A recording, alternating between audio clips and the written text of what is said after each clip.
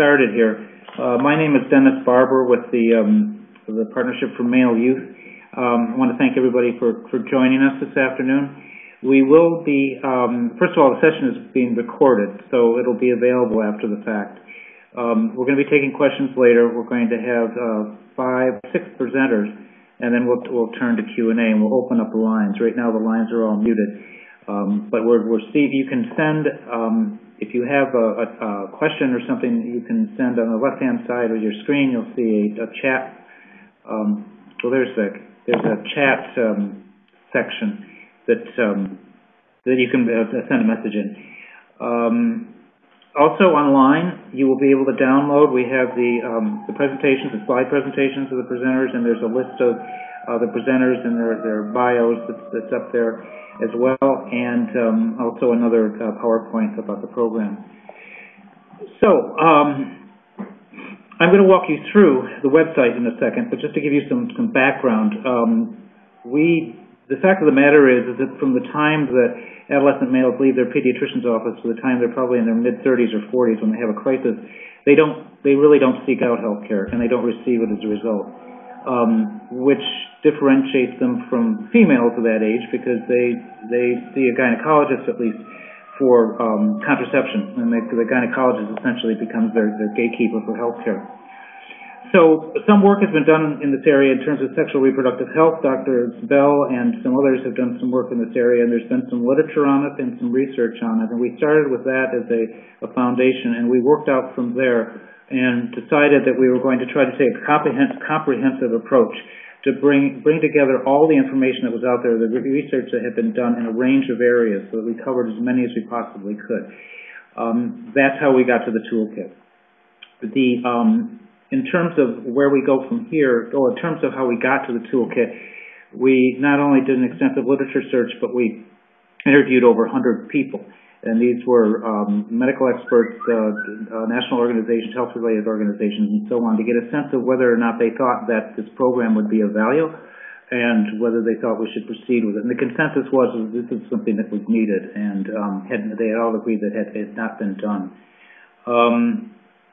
Finally, we want comment on this. This is a dynamic process. The website is going to be changing daily as research comes in and as people make suggestions. So please feel free to send in your comments, any suggestions for changes. Finally, before I go to the site, we are planning to follow up with a patient and a parent version of this, and that will be forthcoming in the next few months.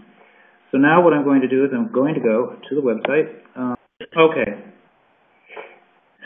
Basically, there are 4 components to the tutorial: a checklist, suggested questions for patients, supporting materials, and these are the references as well as guidelines and tools that have been developed by other organizations relating to adolescent and young adult males, and then finally a video library of CME and patient education materials. How this is broken out is that there are a total of 9 health domains between health history and screening and physical exam and labs. And you can see them here on the right-hand side. These were chosen because we found that most of the research that had been done and the information that was available to justify recommendations were in these areas. If you go to any one of these areas, you'll see, for example, in sexual and reproductive health, there are a number of sub-areas: sexual development and maturity, segmentation, gender, HIV, and so on.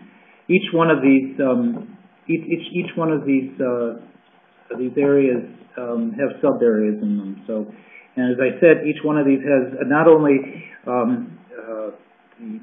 questions for patients, but it has other tools and resources that have been developed by others in references. And across the top, you can get information on the background, the video library, so on and so forth. The video library, just to give you a sense of that,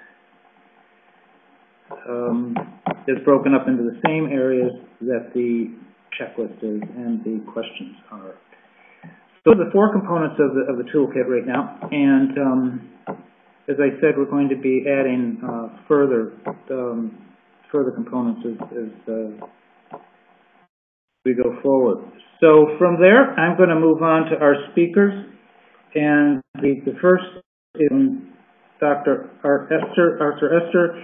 Dr. Esther was instrumental in developing the American Medical Association's guidelines for preventive services. He is now an adjunct professor at the Northwestern Feinberg School of Medicine, where he teaches in the Masters of Public Health program, and at the Loyola Chicago School of Law, where he teaches in the Masters of Jurisprudence program. And I'm just going to pull up.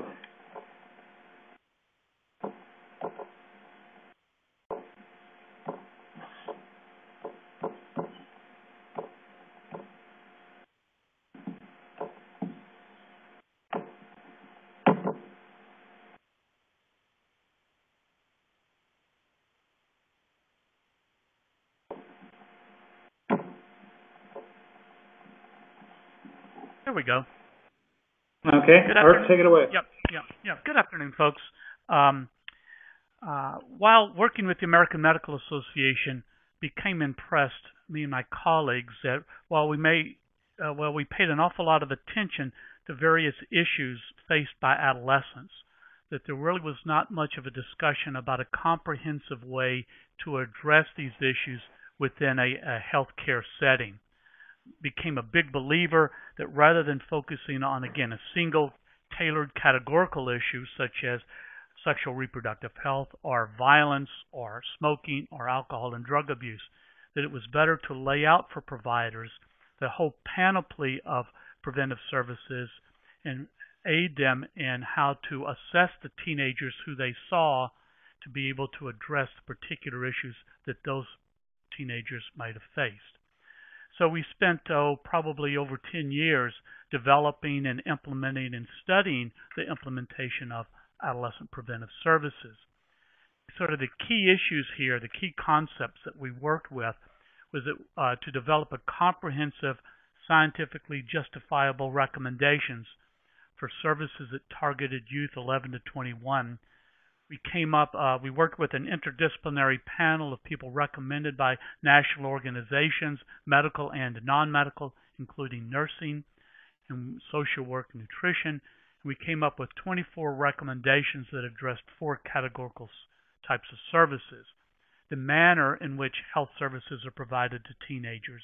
And I'll give away the end of my story. I think that this becomes extremely critical, and one of the reasons I'm very excited about the toolkit, which is developed for this particular project, is I think that the way that services are delivered and helping systems and people sort of integrate these services really is very, very important.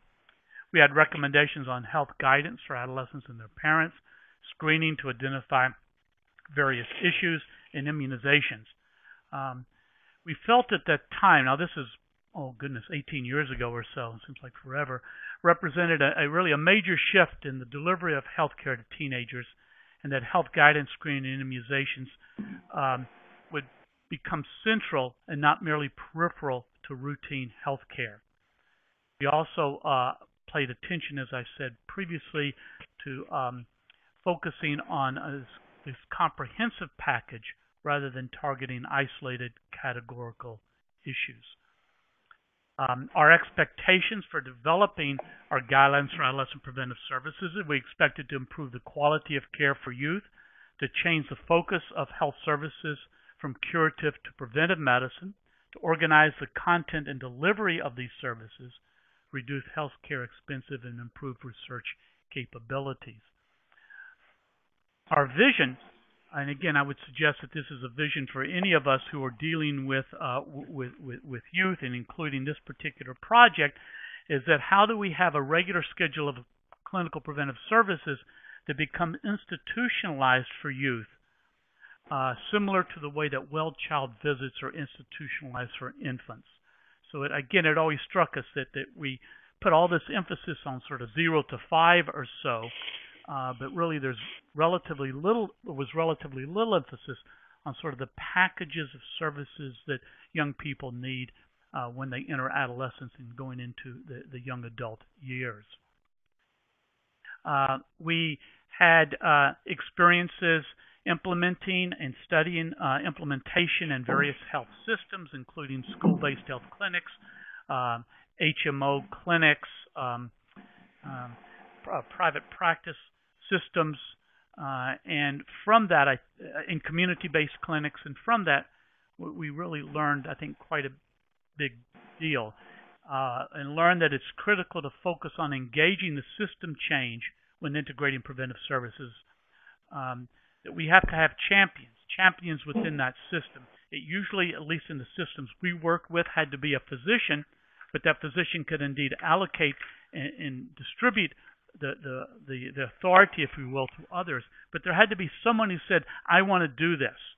And to do this, you had to really focus on all the people involved in the system, whether it's the front desk people, whether it's the nurses, the doctors, whomever it was, that again, it's this issue of integration.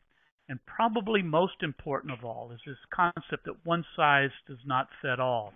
So that we initially in our first pilot project said, okay, gee, here's this package of preventive services. You need to adhere to that to make it work. But we learned quickly that that was not the case, that each particular system that you work with is different. The culture is different. The ethos is different. The people have different belief systems, that they look at science differently, if you will. So that we learned very quickly that it's important for people to take these guidelines and to adapt them to meet their own particular needs. So we provided technical assistance and we worked with them as they did that. Now, this doesn't come quickly. Some systems were up and running and adapted within 6 to 9 months. Some were a couple of years. So we felt, or I felt at least, that I think that the adolescent and young adult male services are a neglected component of clinical care. We, the Academy of Pediatrics, the family physicians, all the different groups who have worked on adolescent services tend to look at it across the board. Nobody has really looked and say, are there specific needs of adolescent males? And I think that that's what is exciting about this particular project. Again, while the focus on young adult males is unique, and it's not addressed by GAPS or the other preventive service programs. And I think that, in conclusion, that the Health Professional Toolkit provides sort of the essential guidance and supportive material essential for integrating these services into routine care. So I'm going to stop there. Obviously, there's a lot of material that I sort of skimmed over and will be available for any questions later on if we have time. Thank you. Thanks, Art. One thing I neglected before to do was to define adolescent and young adult male, and for the purpose of this project, that's from ages 10 to 26. Our next speaker is Dr. David Bell. He is currently Assistant Professor of Pediatrics and Population and Family Health in the Department of Pediatrics and in the Department of Population and Family Health at Columbia University Medical Center. Dr. Bell is currently the Medical Director of the Family Planning Practice, and since 1999 he has been Medical Director of the Young Men's Clinic, a unique adjunct to New York Presbyterian Hospital's Family Planning Clinic. In that capacity, he delivers primary care to adolescent and young adult males with a focus on sexual and reproductive health. Dr. Bell is a strong advocate for the rights of young men to have access to respectful services that address health disparities associated with health care and sexual and reproductive health. David? Hi. Thank you, Dennis. So a couple of people seem to be having some trouble hearing on the piece, their audio. I guess one way also is to switch to a phone line if possible, if you're having trouble that you can't figure out. So thank you, Dennis, for the introduction. In the mid-1990s, during my fellowship, I realized that our adolescent and young adult services were primarily geared toward females for many important reasons. But I also realized that we were not strategically addressing in a comprehensive way the health needs of adolescent and young adult males. During my fellowship, our head nurse in our clinic remarked, your guys are here to see you. And when I asked her to explain or comment, she remarked that I tended to have a larger showing of male patients than many of my other fellows. With that in mind, I started reflecting and noticing what, if anything, I might be doing differently. What I realized is that I wasn't doing anything different than I was doing with my female patients. I was talking to them about their overall health and their relationships and their sexual and reproductive health. As Dennis said, I've been the medical director of the Young Men's Clinic since 1999, and the Young Men's Clinic was founded by Dr. Bruce Armstrong in the late 80s, who had and continues to have a vision for engaging young men in respectful healthcare services. The Young Men's Clinic is a unique adjunct to our family planning clinic that serves young men ages 14 to 35 for primary care with a focus on sexual and reproductive health. I'm proud to say that we have experienced many successes over the last decade. We've grown from one session a week to a full week's worth of sessions. In tandem, we've grown from around 750 unique patients a year to seeing just over 3,400 unique patients a year. So over the years, it is my hypothesis that by engaging young men in conversations about their relationships and their sexual and reproductive health, one can make strong connections. For many of my young men, I am probably the only person that they can have honest and frank discussions about their worries and concerns without judgment. Over a decade, I'm continually reminded of how often adolescent and young adult males are enthusiastic to learn and engage in respectful conversations about their sexual and reproductive health, and eager to have a greater understanding of their bodies and to know that all is healthy. As there are no specific guidelines for involving males in sexual and reproductive health services, many providers are not clear about what could be done for or with males regarding their sexual and reproductive health. Today's launch of the first section, the Sexual and Reproductive Health section of the Toolkit, is an opportunity for coordinated approaches across all provider disciplines to address the sexual and reproductive health needs of adolescent and young adult males in the medical visit. Based on expert opinion, the Toolkit is a framework and checklist of topics and components that are could be optimally addressed during a healthcare visit. It is my hope that with the launch of this segment and future segments of the Toolkit, we will influence greater engagement of adolescent and young adult males in medical homes and influence improvements in the current states of their health and also influence their future health positively. Thank you. Thank you, David. Our next speaker is Judy Siegel. She is a social worker and director of mental health services at the Division of Adolescent and Young Adult Medicine at Boston Children's Hospital. Her interest in the treatment of adolescent boys and young men began when she was in college and volunteered with the Juvenile Justice Diversion Program. In that experience, she observed the difficulty that young men have articulating feelings. She has worked in a variety of clinical mental health settings, including inpatient, college counseling, and private practice. She has a particular interest in the communication between provider and patient and seeks to help improve communication skills on both sides. And Judy, I'm going to pull up your presentation. Okay.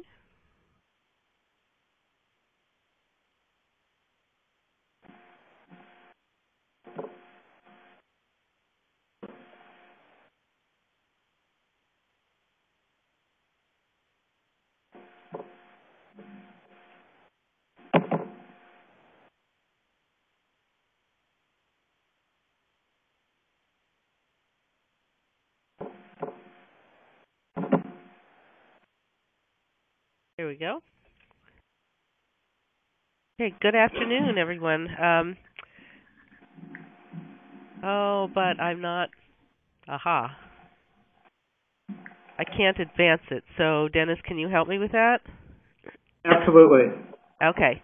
After age 15, males don't access medical care at the same rate as females, and this trend continues into adulthood. Next slide. According to the CDC, the top three causes of death in AYA males is unintentional accidents, homicide, and suicide. Males are 3 times more likely to die of unintentional injury than females, 6.7 times more likely to die of homicide than females, and 4 to 5 times more likely to die by suicide. We've seen that these statistics that females have a higher rate of depression and suicide attempts, and all we can really say is that more females report symptoms that are consistent with the Diagnostic and Statistical Manual. These statistics make it imperative to try to reach young adult males, adolescent young adult males. Next slide. So here at Boston Children's Hospital, we ran a series of focus groups consisting of racially and culturally diverse males aged 15 to 22. They articulated an aversion to going to the doctor, and as one young man put it, I would have to be on my deathbed before I would go to the doctor. Many of them expressed a preference for looking up medical information online. They find information and then they scare themselves to death. In 2008, we launched a website, www.youngmenshealthsite.org, to provide accurate, up-to-date health information to AYA males. The website was vetted by adolescent young adult males from design to content. It provides information on general health, sexual health, fitness and nutrition, and emotional health. There are parent guides on topics such as ADHD, Gardasil, and depression. The health guides are generally short and bulleted, as boys indicated that they prefer this. It makes them easy to read and also easy for medical providers and educators to download and give them to the young males to take home. The next slide is a screenshot of the website. Maybe some of you friends, it's not real big, so it's a little bit hard to see. But on the menu on the left, there's also a link to our girls' website. This is what the website looks like, and since we know that males have a hard time raising sensitive issues with their providers, we also included a feature in most of the guides that suggests ways to bring up that topic at a medical appointment. Fairly easy to navigate, and I hope you'll take a look at it and browse around and use it. Next slide. When males do come to medical and mental health appointments, they often don't talk about what troubles them. Many feel vulnerable talking about their concerns in a culture that does not easily tolerate vulnerability in males. Hence, we get what's called the mask, where boys look like they're saying something but just presenting a good picture. The focus groups told us clearly that young men want to be able to talk with their providers. The approach of the provider is key to being able to talk. Some of the disparity in healthcare utilization between genders may be attributed to lack of male-oriented interview skills of providers. One of our former fellows told us the way I was taught to interview is to ask all the questions, and if they say no or okay, then to move on. A gap in training is how to interact effectively with young men to get otherwise untalkative guys to share in ways that might not come naturally. Next slide. Here's what we learned from the focus groups. Adolescent and young adult males are extremely sensitive to body language, the amount of genuine interest shown, the way things are worded, and the presentation of the provider. They want to be greeted warmly. As one young man said, a handshake and a smile go a long way. They want the provider to remember them from one appointment to the next, and they want someone who begins appointments by creating a bond with them around their interests and activities. They like a professional but not stiff presentation. They want their providers to speak to them in plain but not blunt language. They don't much like a checklist approach, and they didn't like it when the provider types on the computer, especially if they don't explain to them first what they're doing. And they are extremely concerned about confidentiality. Next slide. So using the feedback from the focus groups, we made a series of video vignettes showing medical and mental health providers interviewing boys with a number of positive and negative interventions. The trainees or participants are encouraged to identify what works and what doesn't based on their observations and the feedback from the focus group information. Trainees are encouraged through the videos to sharpen their observation skills and ability to read nonverbal signs, and also identify what verbal communication works well, gets desired responses. There are attachments in the training module, which is called Effective Clinical Interviewing of Adolescent Boys and Young Men. It's the title at the top of the slide. And we have an attachment, for instance, like the HEADS assessment that's tweaked to sort of revise to better fit the needs of adolescent and young adult males. We recommend, for instance, that the interviews start with bonding questions about interests and activities and then move to more difficult areas. Also, the assessment should include inquiry about anxiety and anger, which are prevalent modes of expression of depression in young men. Next slide. So this material, along with the facilitator guide, is a very detailed guide with a breakdown of each each video vignette with all the things that you should find in there, as well as how to conduct a training session on this, and it can be viewed on pdcases.org under resources and links. So if you click on resources and links, it comes right up at the top of the page. Also, there are hard copies of the DVD, and if anybody wants that, you can email me at my email address below. And the materials will also be posted on this Toolkit site. Further, the checklist in this toolkit will guide providers about areas to cover and specifically how to ask young men about important health issues. So I will stop there. Okay, thank you, Judy. Yep. And again, these materials are available through the links on the left-hand side of your screen. Our next presenter is Dr. Victor Schwartz. He is Medical Director at the Jed Foundation and a Clinical Associate Professor in the Department of Psychiatry at NYU School of Medicine. Dr. Schwartz has worked in college student mental health and university administration for over 20 years. He has been Medical Director and Director of College Mental Health Services and was University Dean of Students, overseeing student services at a university based in New York for 7 years. He was a member of the American Psychiatric Association's Presidential Task Force on College Mental Health and co-chaired the APA's Working Group on College Mental Health and the Law. Dr. Schwartz has written and lectured widely on college and young adult mental health and was co-editor of the text, Mental Health Care in the College Community, published by Wiley in 2010. Vic? Thanks, Dennis. And it's a pleasure to be here with you today. Sorry, I'm getting over a bit of a cold.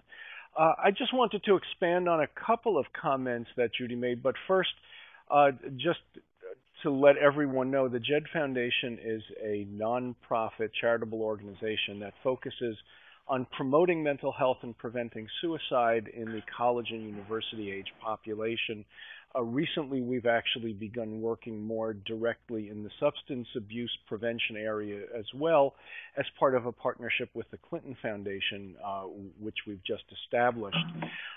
So what we try to do at the Jed Foundation is actually use a public health model that's based on four very broad principles. First is enhancing protective factors and resilience.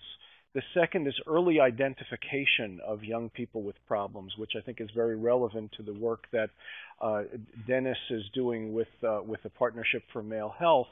The third is focusing on providing clinical care, and the fourth is making sure that focus on environmental safety and means restriction.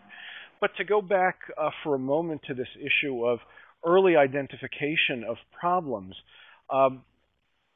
Judy mentioned before that the rate of suicide among men is about 4 times that of women. This is true in the college population, in non-college attending late adolescents and young adults as well, although suicide attempts are significantly more common in young women and in women in general. What's interesting is that there has long been the notion that depression is more common in young women and young men. There's been some recent literature about the challenge of diagnosing depression in young men. I think in some ways it's akin to some of the challenges we've had with cardiovascular disease in women. We tend not to know what to look for. And in fact, when you fold in issues such as irritability, conduct issues, and substance misuse as indicators of possible depression, and then explore a little bit more carefully, we really begin to see that the rates of depression in young men and young women are just about equal. Again, the challenge here is that men tend to act more impulsively. They tend to, in the context of suicide, use more lethal means, which some people believe is part of the reason and part of what accounts for the higher rates of suicide. Young women tend to take overdoses, which are actually rarely fatal, while young men tend to use more aggressive and violent means like shooting or jumping. We also know, as Judy suggested, that young men are very, very reticent to come for help. And as a result of that, it's really urgent, and I think this is, again, why the Toolkit is a really valuable contribution, to begin to get primary care clinicians, the pediatricians and primary care people working with younger people, folding in these concerns and paying attention to the emotional needs, substance abuse challenges, which often, again, young people are very, very loath to discuss. We know very well as well that eating disorders, although rarer in young men, are also very rarely talked about without really careful evaluation and probing. And again, this very common problems of anxiety and depression are often not addressed at length. So being provided with a framework and some active tools through this toolkit to really begin to address and discuss these issues with young people in a way that, based on the experience of a lot of us, has been most productive, I think is a really important and valuable step forward. So I applaud your effort in pulling all this together, Dennis, and I'll stop there. This is Sharon Amichetti. Can you hear me? Yes. Yeah, so I do have a question. It hadn't really occurred to me that young women do regularly have FaceTime with a medical professional because of their going to their gynecologists on a regular, recurring basis. But so young men don't have the FaceTime with health professionals in the same way in a occurrence that would just be a natural part of their regular receipt of care. So how do we either increase paraprofessionals or health professionals' exposure to the younger males, and so that they do have opportunity to address some of those issues that they would rather not perhaps address, as that one young man expressed on that focus group that he would rather be on his deathbed than go to a health professional. I thought that was pretty profound. So I'd just be interested to hear what the presenters' thoughts are about that. Thank you. So Dennis, I'll take that. So yes, most of our guidelines really sort of speak to us engaging young women, particularly in sexual and reproductive health services. And it will be interesting over time what our changes in pap smear guidelines how that will mediate sort of the visits for adolescent and young, particularly adolescent females, to the gynecologist or possibly to sexual and reproductive health services during that period of time. However, there are opportunities that we aren't, as a whole, taking advantage of. So young men, and particularly, and this is not, this is a subset of young men, but young men that are entering the workforce that need sports physicals, that need some type of entree for physicals for the primary care provider, we can use that opportunity to engage them in sort of broader health topics, and in particular sexual and reproductive health topics. And that's sort of been the sort of gateway that we've used in the Young Men's Clinic. We work with coaches at schools that will send kids for sports physicals. We are very well known for doing work physicals and sports physicals overall, and school physicals. And those are the avenues that we use and sort of the opportunities that we use to engage our young men in those conversations. This is Art Elster. One other piece, in addition to what Dr. Bell was talking about, is the larger number of young males who have sort of ongoing chronic health conditions, whether it's hypertension, whether it's overweight or obesity, whether it's asthma, that again, that they're coming into the system, but it's not usually looked at that we take those opportunities to talk with them about a broad array of other health issues that are concerns that they may have. I wanted to just point out that somebody had texted a question or written in a question about coaches. And is there anything that coaches can, is there any material for coaches? And I think coaches are, wonderful entree into healthcare. They see, and trainers, athletic trainers in high schools and colleges, they see these guys, and they, if they can be educated about the materials that are out there, they can be a conduit for young men. And Judy, just to add to that, the National Athletic Trainers Association, along with the NCAA, have recently put out a mental health toolkit to help trainers and coaches, at least at the college level. I think that they were planning to reach out to some of their contacts at the high school level as well. So there is actually a new medical director at the NCAA who is really serious, I think, about addressing the general health needs of young men and women that are involved in athletics at colleges.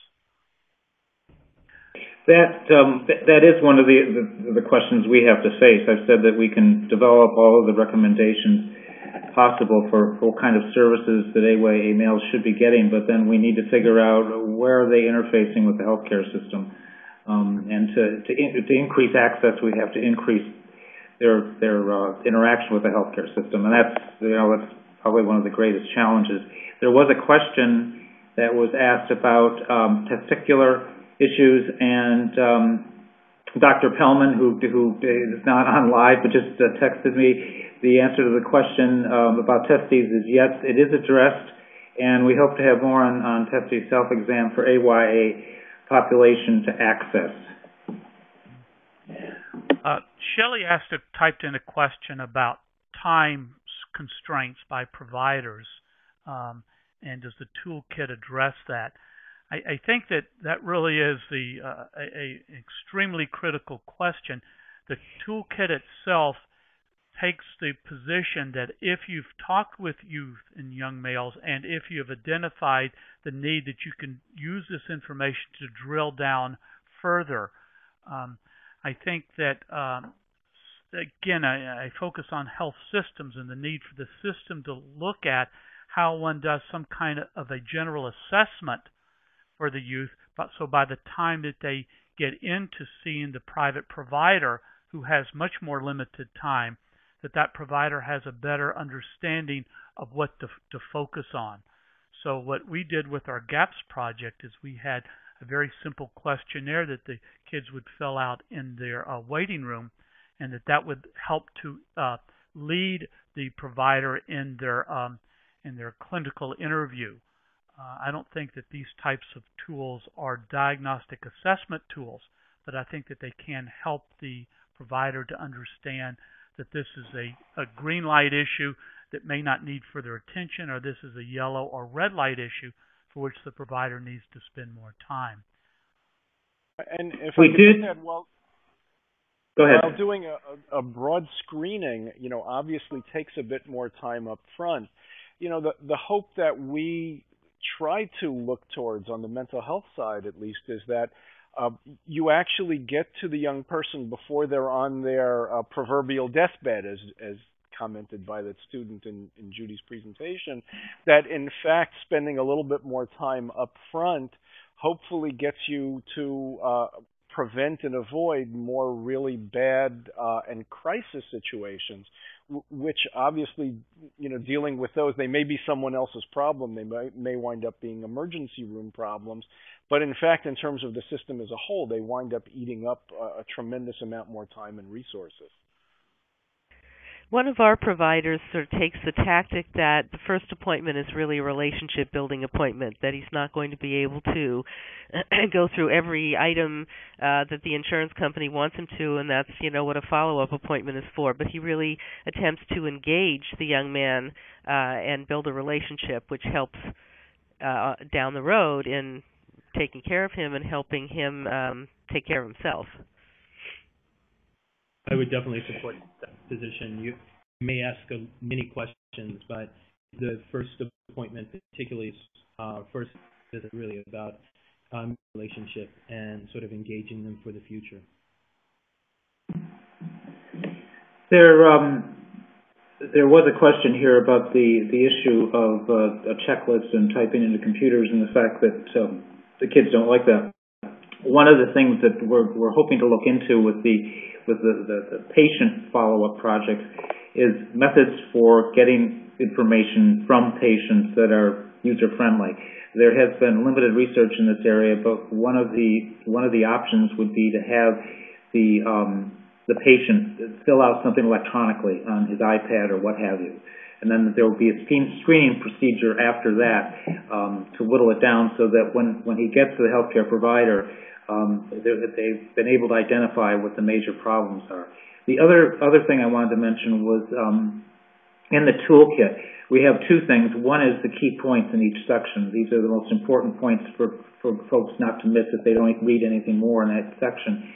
There are also the questions that are suggested for patients, the ones that are the most important, that the group felt were most important, are in bold, and there's a notation to that. And, do one of you want to take that? The female healthcare providers interacting with males. Judy, you should be able to address that. Yes, and that's actually it's very interesting because we did ask the boys, do they prefer male or female providers? Because I think that people have an intuitive sense that male providers are preferable to boys, and that is actually not the case. It's just all over the map. There were boys that said, I want a male medical provider, but I really want to, if it's mental health, I want to talk to a woman.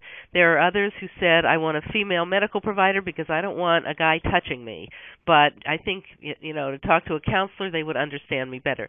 And I think the research supports that there's no real consistent preference by young males. A good provider. That's really what I recommend. I would add to that, from the research out there, it really supports that they want someone comfortable working with them, someone honest that engages them in a genuine nature, and it really the gender of the provider is irrelevant. There's a question here about is there any research evaluation being done with the toolkit? That raises another issue, similar to the one I mentioned before about you can provide the recommendations, but then you have to figure out ways of delivering the care.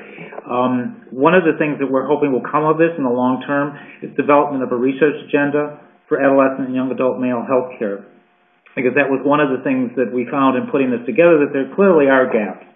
And in the long term, as we do further work on this, we'll be able to identify a research agenda, areas that need to be given more attention.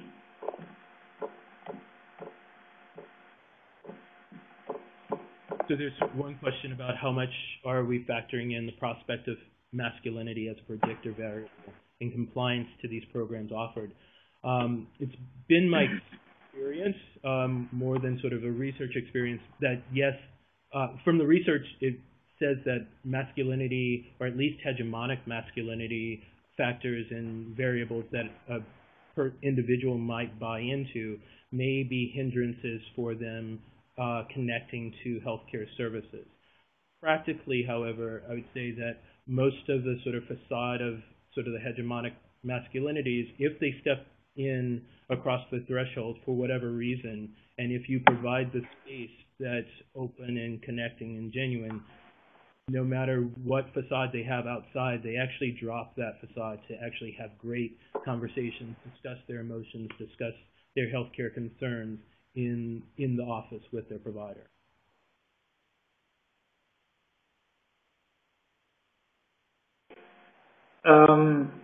Strategies. Is there a resource that compiles good outreach strategies that target young men? David, do you want to comment on that? So it's interesting that, especially in the Title X family planning world, there's been a lot of work on sort of outreach to males. And particularly my colleague, Dr. Armstrong, has been doing a lot of outreach in specific ways to the group of adolescent and young adults that we are trying to engage in healthcare. And in particular, we're trying to outreach to young men in workforce development programs, getting their GED, trying to enter the workforce. We're trying to get young men, particularly re-entering from incarceration.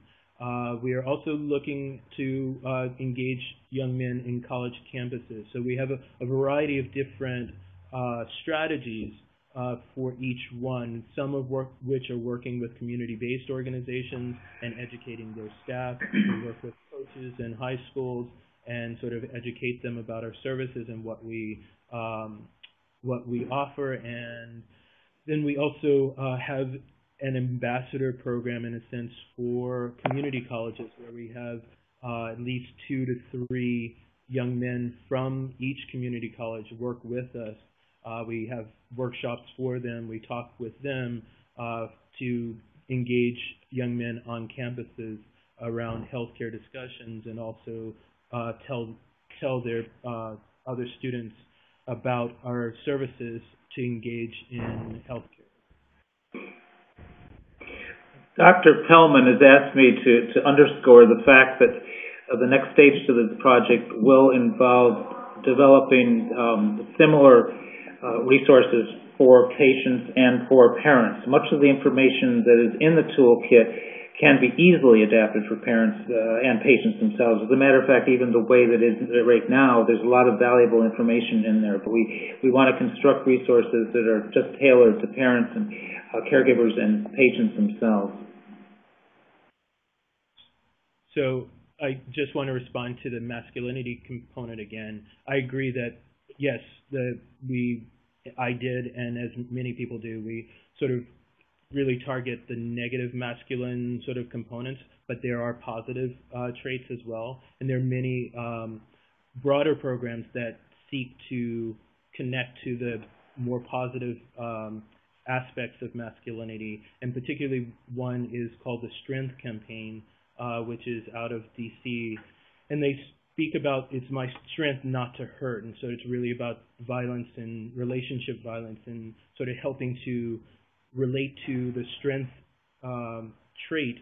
positive strength traits of masculinity in a way that engages them in better and sort of healthier behaviors. Yes, I also just wanted to comment on the comment on in the margin about what could be wrong with being strong, and I think I lost it here now. Just strong and courageous, and there were a couple of other things. And I think, of course, there's nothing wrong with that, but boys don't always feel that way, and don't feel that they can let people know when they don't feel that way. So it isn't so much being strong, it's looking strong, and that's kind of what gets them into some trouble sometimes. Right, Judy, the notion of being strong seems to contradict the notion of asking for help. So that's really where it runs you into difficulty. The question about race, ethnicity. We struggled with that and decided that although there is some information in there that's specific to race and ethnicity, that with this first iteration we're taking a broader brush, and we're hoping to drill down in the future, because there's all sorts of areas that are quite different for different groups. So that will be, again, something we'll be undertaking in the future. I guess that's it, unless there are any further questions. Anybody want to make a comment to close? I would just like to say that I'm really excited about the launching of this toolkit. I think it's going to be a great tool for providers to be able to, get started and kind of as a map, a roadmap on where to go with young men. I think it's going to benefit boys greatly. And I want to thank all the presenters. All of them were heavily involved in creating this, in addition to a number of other people that really made this possible. It was very much a group effort, and I'm really thankful to everybody that participated. Mm-hmm. That is posted online, has been recorded, and please send in your comments, your suggestions for how this can be improved. We hope to engage more and more people as we move forward. Have a good afternoon.